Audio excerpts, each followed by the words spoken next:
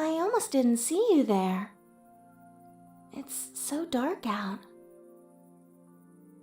I didn't mean to cross your path like that.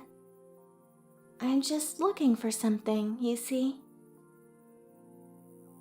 I take it that you're trying to find your way out of the forest.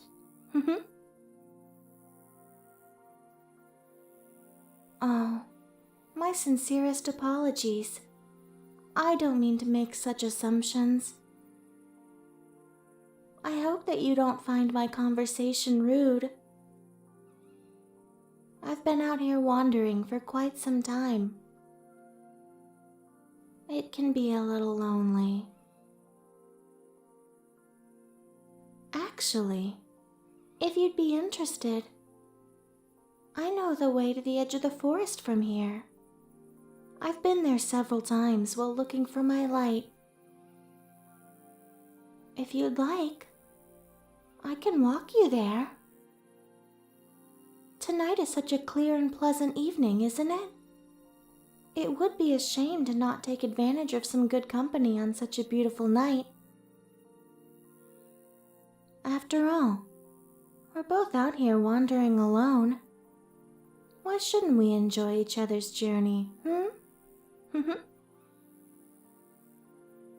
I don't expect to find my light on this particular evening, so perhaps having something to take my mind off of it will lessen my disappointment.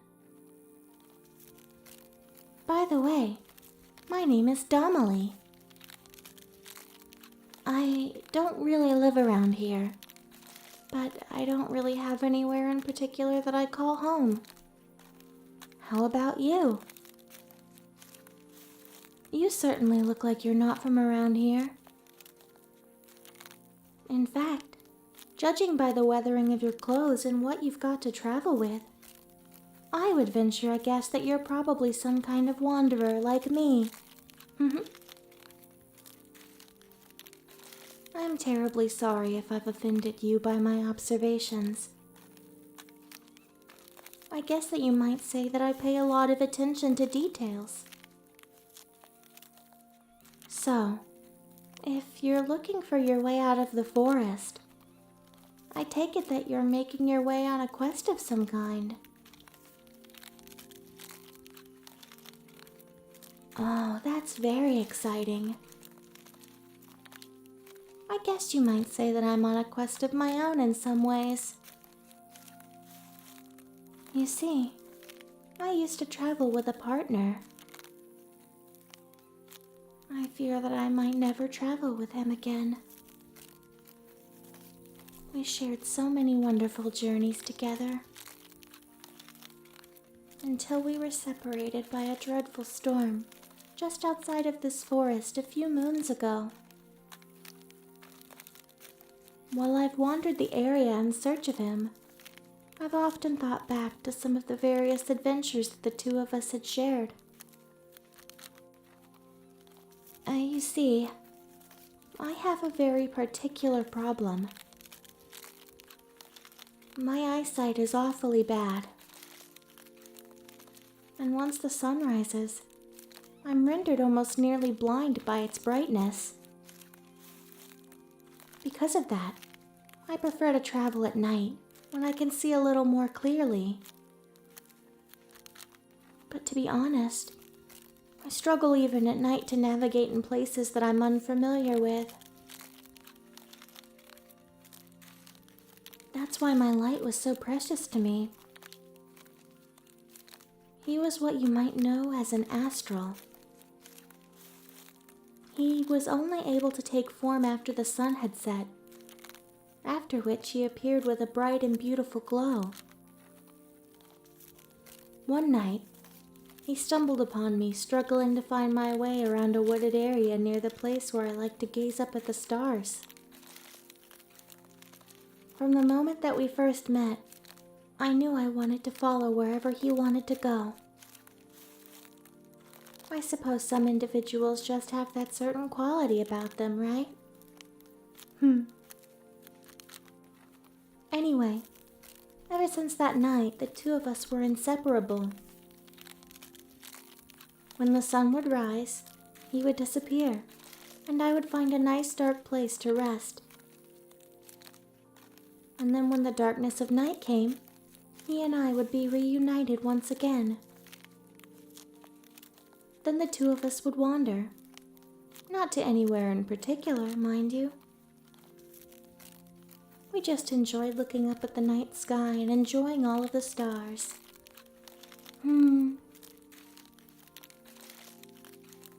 There aren't many things that I can see clearly. But when I look up at the stars, well, nothing has ever seemed so clear and beautiful to me. The two of us became very close. I often find myself wondering if he's also searching this area, looking for me. The same way that I'm wandering, looking for him.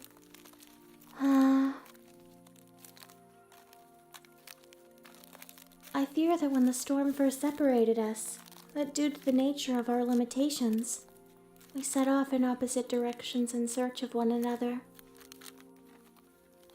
Truth be told, I have stayed in this area, hoping that he would understand my need to stay in familiar surroundings and come back to me. But there's always the fear in the back of my mind that the two of us were just destined never to be reunited. The fates certainly have a cruel way of teaching us lessons about strength and resilience. I just wish that they didn't mean that I might be separated from someone that I truly hold dear.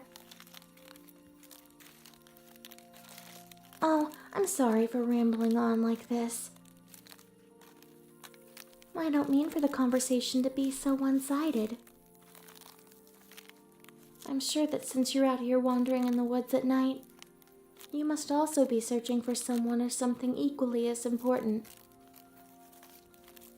It would be rude of me to assume that you don't have a story of your own that you would like to share. But I certainly wouldn't want to force you to share anything that you don't want to. If it would make you more comfortable, I have no problem with just walking side by side in silence. In fact, I often walked in silence with my precious companion. Oftentimes the words left unspoken are the ones that bring you closest to one another. You know, you remind me a little of him. The way that you smile. I may not be able to see, but like I said before, I'm very observant. The way that you walk, the way that you smile, just your very presence reminds me very much of him. I'm very glad that the fates allowed us to cross paths tonight. I may never be reunited with the one that I'm searching for. But walking with you like this has at least allowed me to experience the companionship again. I'd like to thank you for that. Now, we still have a ways to go to get to the edge of the forest.